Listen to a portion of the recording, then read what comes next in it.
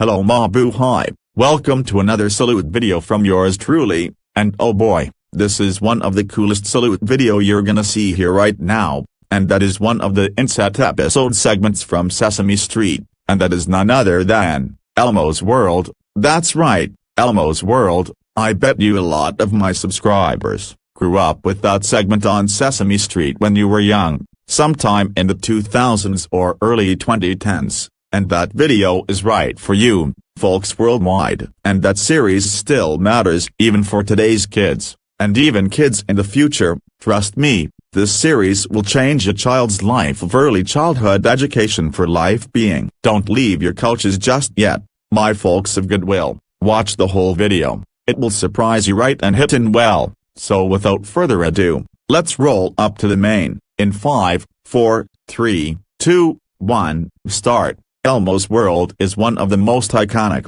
comforting, and unforgettable segments in the entire Sesame Street universe, and today, I want to give it a full and heartfelt support. Ever since it first appeared in 1998, Elmo's World has captured the hearts of millions of children around the world with its soft colors, simple animation, cheerful music, and of course, Elmo's warm, friendly personality. Watching Elmo talk to the young audience, play with his crayons, and explore everyday topics like families, food, pets, birthdays, and the world around him felt like opening the door to a tiny, magical universe where learning was always fun, safe, and full of imagination. Even now as I look back to those scents, I can feel that same childhood warmth wash over me, that sense of innocence that only a show like Elmo's World can bring. Ever since I first saw Elmo's World back in 2009, when I was still a toddler living in Daraga,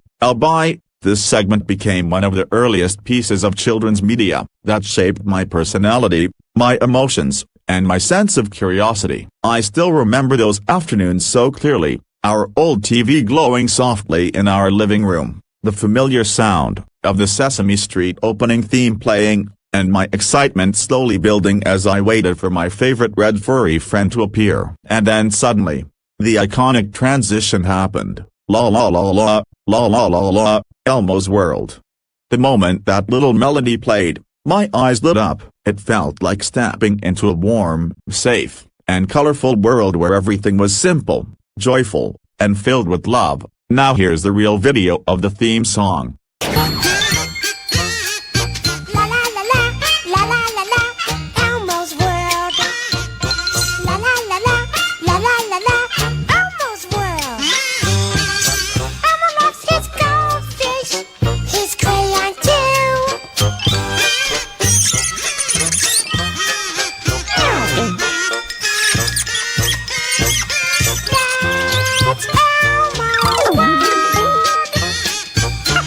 Anyways, what always made Elmo's World special to me is the way Elmo interacts with us, the viewers. He doesn't just talk at the screen, he talks to us like we're his friends sitting beside him. The moment Elmo says, "Elmo loves you," it feels like a genuine hug. His personality is bright, curious, and endlessly positive, reminding kids that it's okay to explore, ask questions, and learn step by step.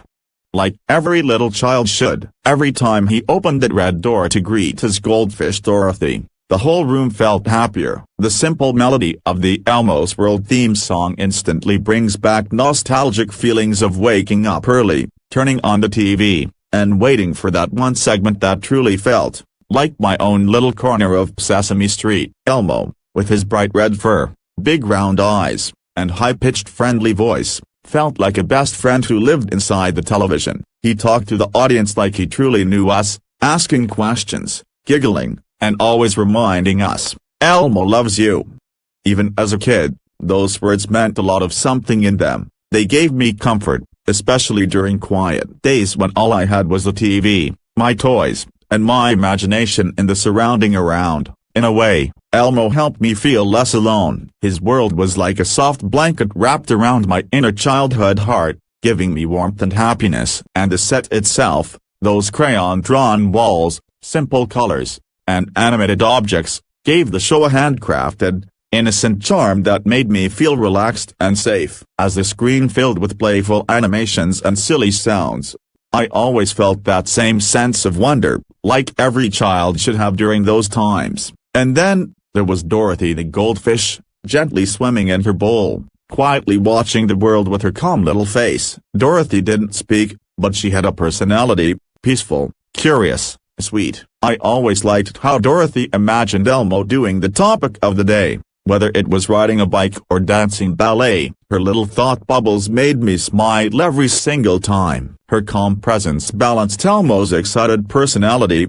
and her little thought bubbles at the end of each episode were adorable. What a sparkly signs of early childhood curiosity attitude that every child should have. And of course, Mr. Noodle, who deserves a tribute of his own. Whether it was the original Mr. Noodle, Mr. Noodle's brother Mr. Noodle, or even the newer members of the Noodle family, their goofy, silent comedy added a whole new layer of humor. Mr. Noodle trying to do something simple, like eating a banana, brushing his teeth, or tying his shoes, always turned into a hilarious sequence of mistakes. As a kid, I laughed so hard whenever Mr. Noodle messed up, and even today, those scenes feel like a warm reminder of a time when comedy didn't need to be complicated, it just needed heart. So in other words, whenever Elmo asked Mr. Noodle to demonstrate something, he always got it hilariously wrong. At first, making kids laugh while teaching patience, creativity, and resilience. Watching Mr. Noodle try again and again reminded me that making mistakes is just part of learning, a life lesson that still resonates today, not just for the original fans of the show in the era, but also to today's kids as well, and future young kids. What makes Elmo's world emotionally powerful to me is how its simplicity was its greatest strength. The show didn't try to overwhelm children with too many visuals or fast pacing. Instead, it taught kids to learn at their own pace, observe carefully, ask questions, and see the beauty in everyday things. I remember being so curious as a toddler in the province of Albay. Speaking of first-time viewing, my journey with Elmo's World started all the way back in 2009. In my birth city Daraga, Albay, I was still very young, and I remember being instantly drawn to the cheerful red monster who talked directly to the viewers. The way Elmo giggled, asked questions, and played with the rest of Sesame Street made it feel like he was talking to me, not just performing for a screen. These were some of the earliest, purest memories of my childhood, themed around curiosity, comfort, and joy. I first saw it on some old VCDs that my older sister had, and I quickly enjoyed it because I needed to know a lot from around. In 2010, I started watching more children's content through Playhouse Disney, which soon rebranded as Disney Junior in 2011, even though Sesame Street aired on other networks.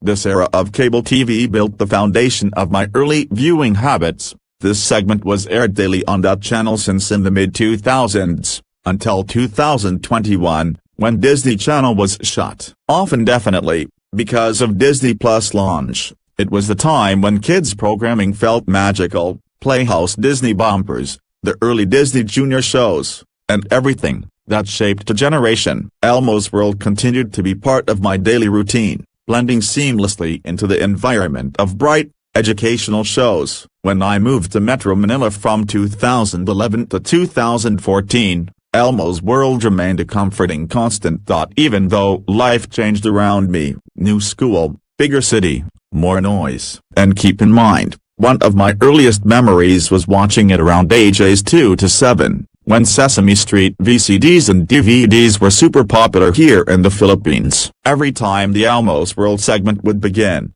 I remember smiling instantly because I knew I was about to learn something simple but meaningful to men of goodwill. Whether Elmo was talking about school, dancing, animals, or families, the lessons always connected to real life. Even now, the sound of Elmo's giggle brings back the comfort of being small, innocent, and curious. During my early childhood years in Metro Manila, the research episode format became something I genuinely admired. Elmo would ask questions about simple things, dogs, balls, birthdays, babies, and suddenly everything felt like an exciting discovery. These years in Manila were some of the most important educational years of my life, and having Elmo there was like having a friendly companion guiding me through early childhood. And then, later, When I moved to Legazpi City from 2014 onwards, I still carried the spirit of Elmo's World with me. I was 7 years old during the move. I still watch this segment a lot, although I had to try other shows like Mickey Mouse Clubhouse, Blue's Clues, Winnie the Pooh, Little Brown Bear, Little Bear, etc. Whenever I would see Elmo again on TV or online, it instantly brought back the laughter and innocence of my early childhood. From Daraga to Metro Manila, to Legazpi City, as my official home city, emotionally, this show never fails to warm my heart. Sometimes, when I rewatch old episodes as a late teenager, I actually feel a little emotional, not because the show is sad, but because of the nostalgia it brings. It reminds me of simpler days, sitting on the floor, watching the TV glow, and feeling excited just to see Elmo wave at the screen. There's something healing about the softness of the animation, the gentle piano chords, and Elmo's cheerful voice. It takes me back to a time when learning was simple and the world felt bright and welcoming. I also love how Elmo's World taught me big life lessons through small topics. When Elmo talked about families, it helped me appreciate my own. When he talked about friends, it taught me how to share and be kind. When he talked about music, dancing, or imagination, it encouraged me to be creative. Even the silliness of the Elmo has an email computer segment and the drawings coming to life taught kids that learning could be fun, interactive, and magical. Elmo's World didn't just teach facts, it taught feelings, social skills, and emotional awareness. As I grew older, Elmo remained an iconic character for me. Even today, when I see Elmo-themed TikTok memes, toys, or modern episodes, there's a small part of me that smiles and remembers the child I used to be. Sometimes I even feel a soft emotional tug, a reminder of the joy Elmo brought into my early childhood. And that's why this video salute is so special. Elmo's World is more than a segment, it's a piece of childhood that stays with you forever, no matter how old you become. Do you know why Elmo's World means so much to me? Because Elmo doesn't judge, neither he rush. He teaches gently, he welcomes everyone with love and curiosity. And as a kid moving from city to city, those things mattered more than I realized at the time. In all of that, Elmo's World taught me to ask questions, to explore, stay curious, to enjoy simple things, and to treat learning as fun. The segment's repetitive style, songs, animations, questions, Mr. Noodle's antics, gave comfort and stability. For a child navigating new environments and growing up across different places, Elmo's World was like a little home I could visit anytime. I dream like I met Elmo in person. When I sleep as a kid, this series is more than nostalgia, it's emotional memory. Every time I think of it now, I feel warmth. It's the kind of show that makes you remember who you were as a child, and how safe the world once felt. And even as an adult or grown up, the impact remains. Elmo's World wasn't just a show I watched, it was a part of my childhood identity. And so in conclusion, Elmo's World is one of the most heartwarming, wholesome, and memorable children's segments ever created. It shaped countless childhoods, including mine, and its combination of simplicity, humor, kindness, and imagination makes it timeless. Elmo, Dorothy, Mr. Noodle, and the entire Sesame Street world have given kids decades of joy and learning, and I'm truly grateful for the emotional comfort this show provided throughout my early years. Elmo taught us to smile, be curious, be patient, and most importantly, to love ourselves and others. And honestly, Elmo's World will always have a special place in my heart. Before we end the video, here's the typical breakdown of activities in the episode. First, Elmo introduces the episode topic, which leads into a film montage of the subject. Then Dorothy had a question related to the topic. Then we see Elmo watch how Mr. Noodle or Miss Noodle try to do something according to the question. After such, kids answer Dorothy's question, in many ways, followed by Elmo asking a baby with the prop related to the topic. Even if the baby doesn't do it right exactly, Elmo still accepts it, and thanks the baby and leaves the baby with his adorable kiss, and leaves. After that, Elmo asks the viewer to help him, often counting items in a CGI animation. Then sometimes later, we see the moving computer, calling Elmo out for an email, which in my opinion, It's so funny. Then Elmo clicks the computer mouse to reveal the video email, in which Sesame Street characters demonstrate something related to the said main topic. Then we see Elmo asking different questions about the main topic,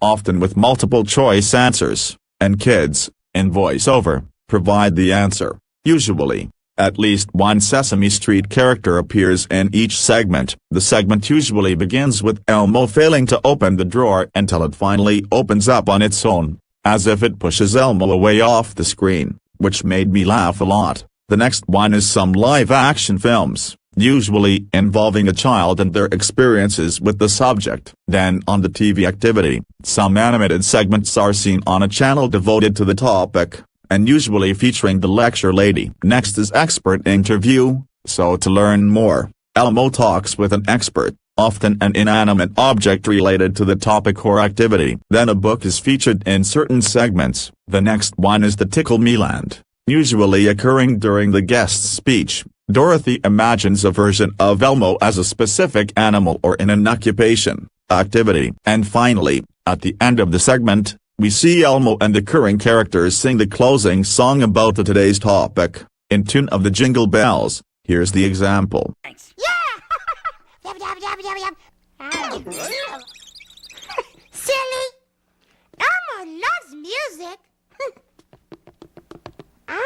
So does Dorothy! That's why Dorothy wants us to sing the music song! Here we go.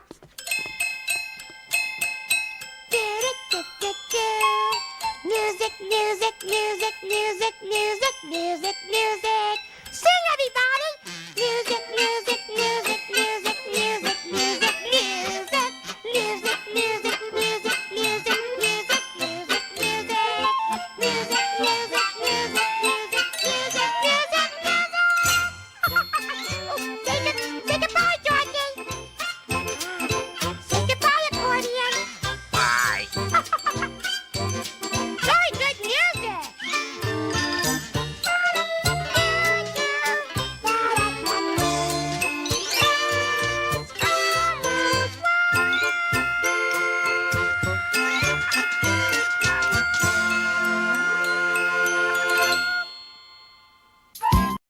Wow, what a great childhood memory of mine, and my loved ones too. We'll never forget on this. And that really wraps up the video. Phew, that was so long. That reminded me of both of my salutes on mainland Sesame Street series and Barney and Friends as well. So, what's your favorite part of the Elmo's World segment? What's your memories about this segment on Sesame Street? What are your thoughts on this series? Did you like watching this video? If yes, then hit the like button of this video, and subscribe if you haven't done it already. Let me know in the comments of what you think. Anyways, that's all for this video, and remember, no matter how old you are, and what do you think when you grow up, Elmo loves you, no matter what. Anyways, this is Antonio, over and out. See you in the next video. God bless you all, to God be the glory, always.